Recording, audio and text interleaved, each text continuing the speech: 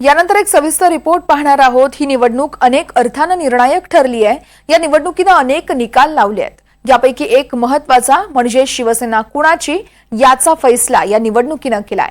शिवसेना शिंदेंची असं शिक्कामोर्तब या निवडणुकीने केलंय। मात्र मतदारांनी असा फैसला का केलाय पाहूया ते रिपोर्टमधून। शिवसेना कुणाची या प्रश्नाचा निकाल या निवडणुकीने लावलाय।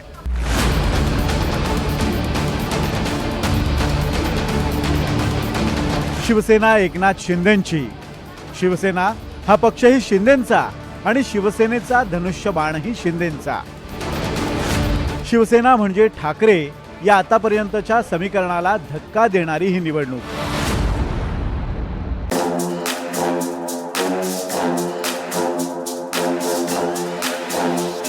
लोकसभेत जबरदस्त स्ट्राइक रेट मिळवलेल्या एकनाथ शिंदेंनी लोकसभा निवडणुकीत तर अख्खी शिवसेनाच खेचून आणली।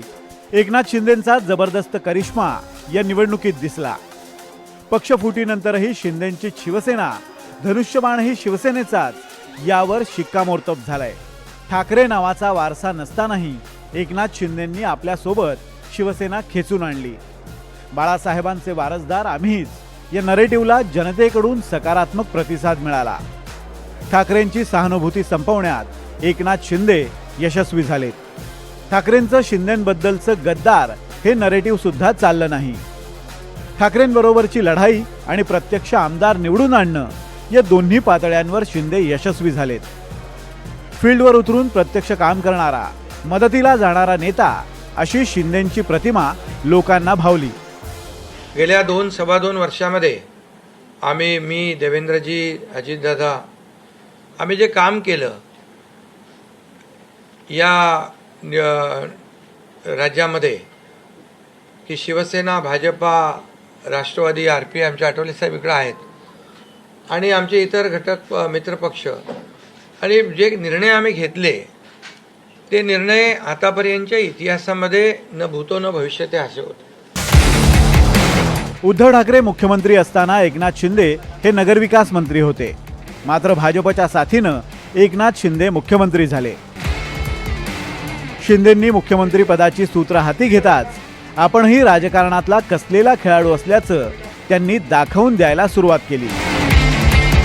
या निवडणुकीत 51 ठिकाणी शिवसेना विरुद्ध शिवसेना अशी लढत झाली।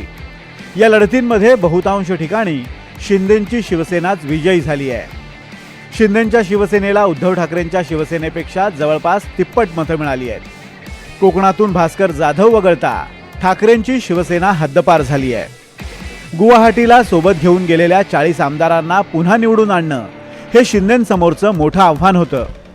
शिंदेंनी त्या 40 आमदारांना तर निवडून आणलंच, पण त्याही पुढे जात 50 पर्यंत मजल मारली।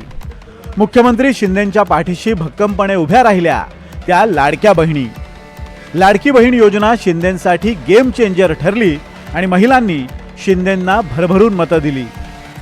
शिंदेंच्या शिवसेनेने जवळपास 53-54 जागावर आता ते मिळवतील असं दिसतंय आणि दुसरीकडे उद्धव ठाकरेंचं संख्याबळ एकदम खाली आलेलं आहे। याचाच अर्थ आता उद्धव ठाकरे नेहमी जे म्हणत होते की खरी शिवसेना कोण आहे याचा निर्णय जनतेचं न्यायालय घेईल।